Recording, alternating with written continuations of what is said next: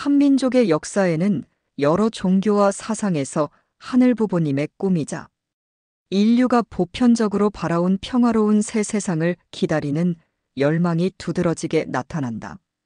특히 새로운 세상을 열어줄 하늘의 대신자가 올 것이라는 대망사상이 민족적 성향으로 담겨 있다. 불교의 정토사상과 미륵불. 부처의 본원력에 의지하여 고통과 번뇌가 없는 정토의 실현을 추구하는 대승불교의 정토사상은 한반도에 불교가 전래된 삼국시대 신라에서부터 매우 번성하며 하늘 부모님의 나라에 대한 한민족의 염원이 표출되었다. 불교에서 미래의 이 세상에 나타나 모든 중생을 구제하고 고통을 종식시키기 위해 최후의 구세주로 믿어지는 부처인 미륵불도 한국 불교에서 중요한 위치를 가진다. 여러 역사적 고난과 혼란 속에서 한민족은 미륵불이 나타나 세계를 구원해 줄 것을 희망하였다. 백제 때 창건된 김제금산사와 더불어 신라 최초의 절이었던 흑륜사 주불은 미륵불이었는데 여러 승려들이 이 미륵불 앞에서 대성이 화랑으로 화신하여 세상에 나타날 것을 발언하였다. 통일신라시대 경덕왕 때에는 죽은 아이를 묻었던 땅에서 미륵석상이 나오는 꿈을 꾸었다는 조신의 설화가 내려온다. 고려시대에는 미륵을 신봉하는 법상종을 중심으로 현화사에서 매년 미륵보살회와 미타불회 등이 개최되었다. 조선시대에는 숙종 때 여환이 석가불이 다하고 미륵불이 세상을 다스리게 될 것이라며 대대적으로 미륵신앙을 널리 퍼뜨렸다. 여환은 무리를 모아 역모를 준비하였으나 계획과 달리 비가 오지 않자 아직 덕이 부족하여 하늘이 응하지 않는다고 탄식하며 포기하였다. 비록 여환의 거사는 실패하였으나 불안하고 어두운 사회에서 흉년과 질병 등으로 시달리던 사람들에게 미륵신앙은 새로운 희망이 되었다. 이후에도 미륵불 신앙은 많은 사람들에게 위안과 희망을 주었고 사회적 혼란기에는 더욱 강한 신앙의 대상이 되었다.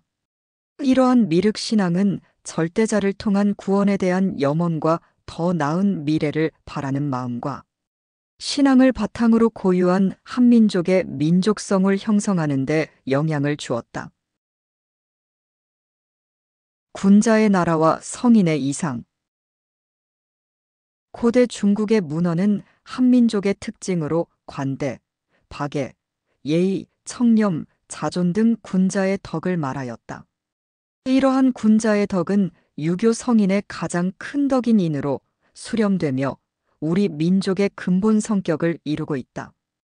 유교에서 성인은 천명을 받들어 도덕적 완성을 이룬 사람이다.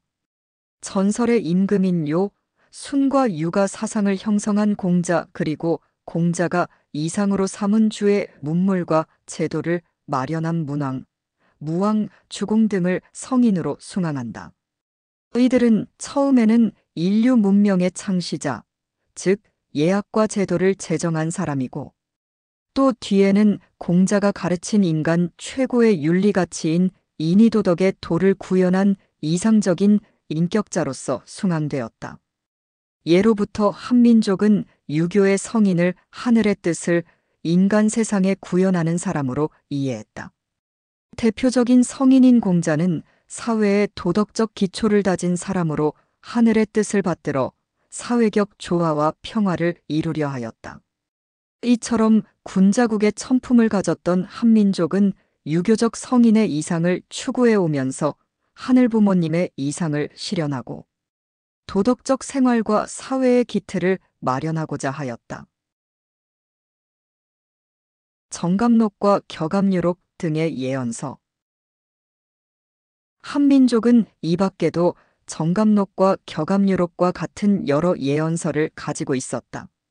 이러한 예언서는 혼탁하고 불의한 세상은 무너지고 미래의 성군이 나타나 세상을 구원하고 새로운 시대를 열 것이라는 예언을 담고 있다.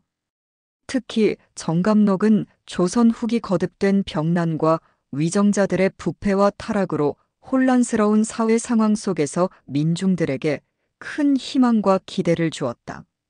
이러한 예언들은 한민족을 통해 하늘 부모님의 뜻이 이루어질 것을 기다리는 뿌리 깊은 마음을 반영하였다.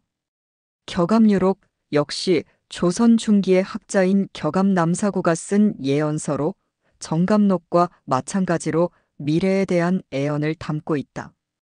이 책은 미래에 대한 상세한 예언과 함께 성군의 출현, 세상의 변화 등을 다루고 있다.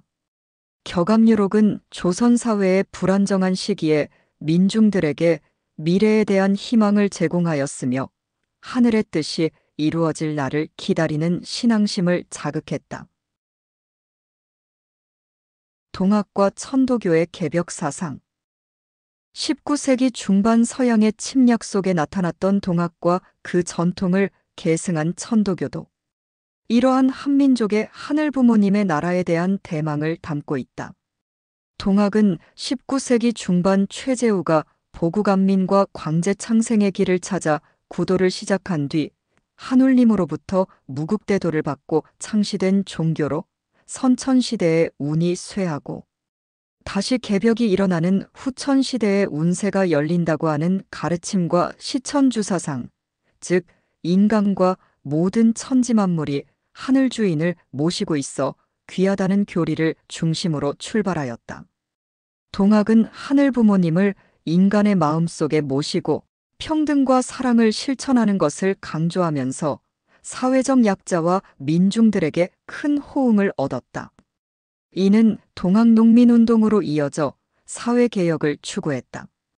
동학의 교리는 하늘의 뜻을 실현하고 새로운 시대를 기다리는 마음을 잘 반영하고 있다.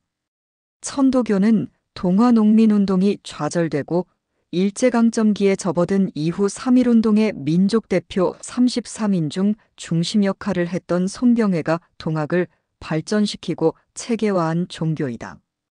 천도교는 시천주, 사인여천 등 동학의 교리를 계승하여 인내천의 종지를 세우고 개인적으로 자아완성, 사회적으로 보국안민, 포덕천하, 광제창생, 지산천국 건설은 추구하였다. 이를 위해 천도교는 현대적인 사상을 접목하여 항일독립운동뿐만 아니라 농민운동, 여성운동, 어린이 운동 등 신문화운동을 활발하게 전개하였다. 천도교는 시시때때로 한울님께 정성껏 마음을 고하는 심고 시일기도, 청소일회 등 생활일회 가운데 인간이 하늘을 모시고 그 뜻을 따라 살아가야 하며 이를 통해 사회적 정의와 평화를 이루어야 한다고 가르친다.